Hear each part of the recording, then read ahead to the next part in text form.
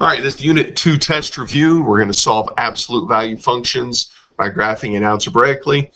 And then also, we're going to graph a few piecewise functions. First thing you'll notice, graphing calculator is allowed. However, you still need to graph this first section on the test. There'll be questions that you have to solve by graphing. So number one, we're going to solve this one by graphing. So we're going to graph the left-hand side. That's a V-shaped graph shifted right 5 units.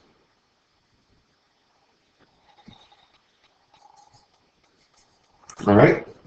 And then the right-hand side is the function f of x equals 5, which is just a horizontal line through y equals 5.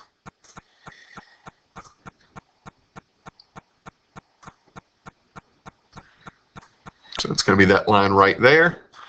And then remember, it says clearly indicate your solutions. Our solutions are where these graphs intersect. So I'm just going to circle those intersection points and then write just the x coordinates of where they intersect over here. So x equals 0, x equals 10 should be your solutions. Doesn't hurt to check your answers on these just to make sure you haven't made a graphing mistake. All right, number 2. So this one's a little trickier to graph. First thing you might notice is let's rewrite the left-hand side so the x term comes first, which makes it a little bit easier to work with because that's the form we're used to seeing it in.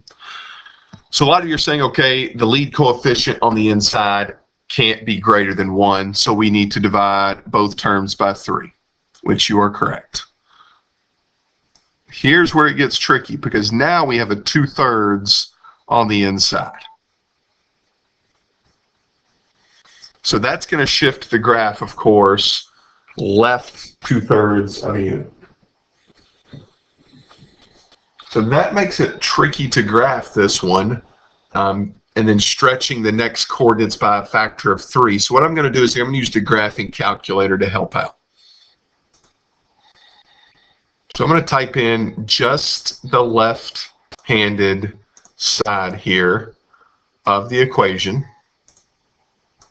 I'm going to use alpha y equals to type in that 2/3 fraction. You could also have typed in the original left side of the equation, would have been just fine as well.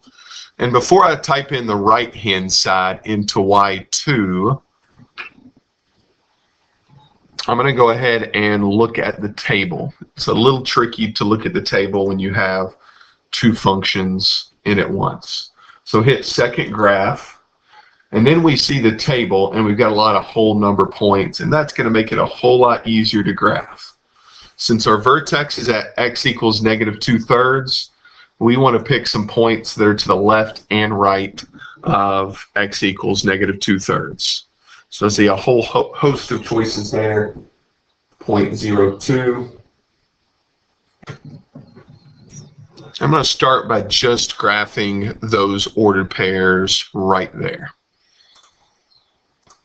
May have to graph some more points in a minute to find the intersection point, but we'll wait and pause for a moment before we connect the dots. And then the right-hand side, this one you may not need to actually put in the calculator. That one's much easier to graph.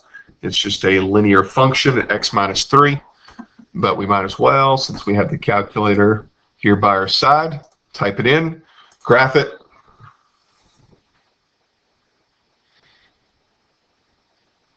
I'm zoomed out. I'm going to hit zoom 6 to reset the window, but you see all that work and these graphs actually do not intersect.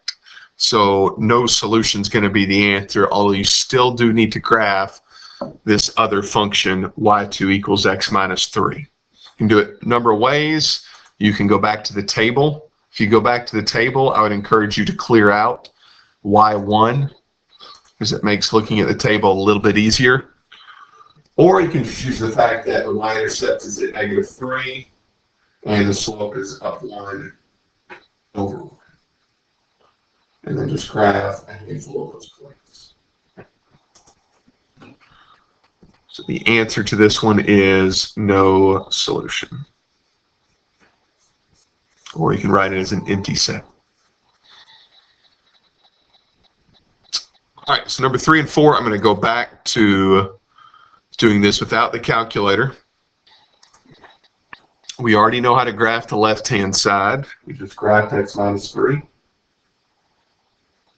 Starts at -3. We're going to up 1 over, up 1 over, or you can go down 1 left. The other function, V-shaped graph, shifted right 7.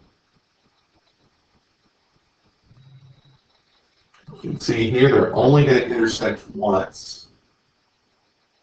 And it's the left side of that V-shaped function is where they're going to intersect.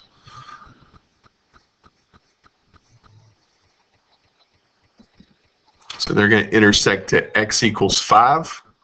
I'm going to go ahead and connect the dots and then circle. Remember, we need to clearly indicate our solution on the graph. So I'm going to actually circle that intersection point, just to prove that I got that solution with the graphing method and not the algebraic method. All right, last graphing problem. Left-hand side, this is a up 1 shift. The vertex is up 1 and right 1. And then the y values have been stretched by a factor of 3. So we're going to go up 3 and right 1, and up 3 and left 1. The other graph is y equals 7. We see here pretty quickly where these two graphs intersect at. Here and here. Looks like at -1 and +3. And again, encourage you to check your solutions, plug them back in, sub them back in for x, see if it makes the equation true, especially when it comes to test day. All right, this next section, we are solving these problems algebraically. So 5 through 12, you'll notice I have a note over here. The first step is always isolate the absolute value. So before you determine if it's no solution or all real numbers, isolate absolute value first. So that's what we're going to do.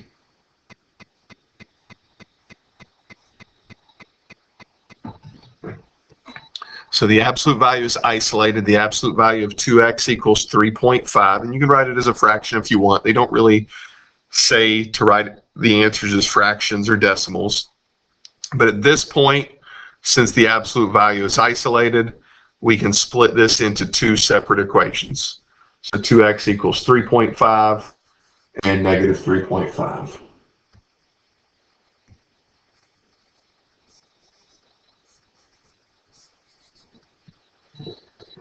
So there's our solutions. And remember, you can use the calculator still to solve these graphically, maybe to check your answer, but ultimately you have to have work on these problems to get credit on the review and the test. Number 6, same thing, isolate the absolute value first.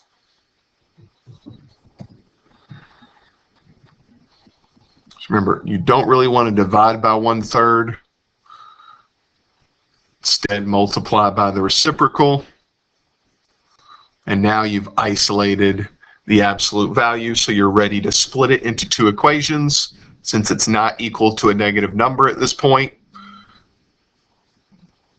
you know it's going to have 2 solutions. And remember, check your solutions, because sometimes, remember, they do not work. So the solutions are positive 5.5 and negative 5.5. You can write it like that as well. You can separate it and write it in 2 different numbers like we did in the original problem, or write it there with a plus or minus symbol since it's the same number. All right, last one of these, number 7. Haven't had any no solutions yet. I wonder if this will be a case. Probably not, since we've got a variable on both sides. But go ahead and isolate the absolute value.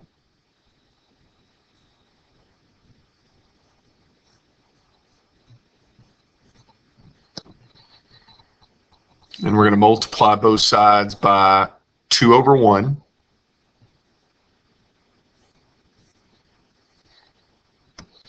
You got to make sure you multiply both 2x and negative 4 by 2.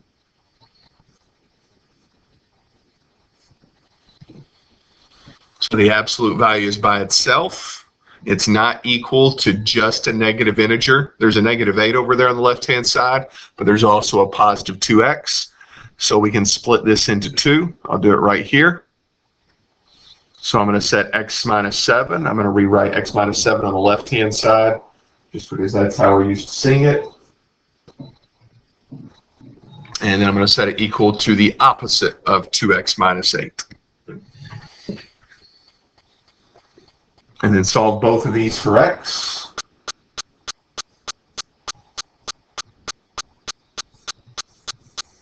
X equals 1 is a potential solution. I'm not going to circle that just yet. You guys probably know why. These tend to be the type of problems where one of the solutions does not work. This other one, remember to distribute that negative, so it becomes a negative 2x plus 8. This will be nice. Both of the solutions are nice whole numbers. Now you need to sub both of those numbers back into the original problem. So here I am checking that first solution, x equals 1. 1 minus 3 is negative 2 on the left-hand side. On the right-hand side, we're going to get 1/2. The absolute value of negative 6 plus 1. The absolute value of negative 6 is positive 6. So when we take 1/2 of that number, we get 3. And 3 plus 1 is not negative 2. So 1 is not a solution. I checked x equals 5 just using some mental math. 5 does check out.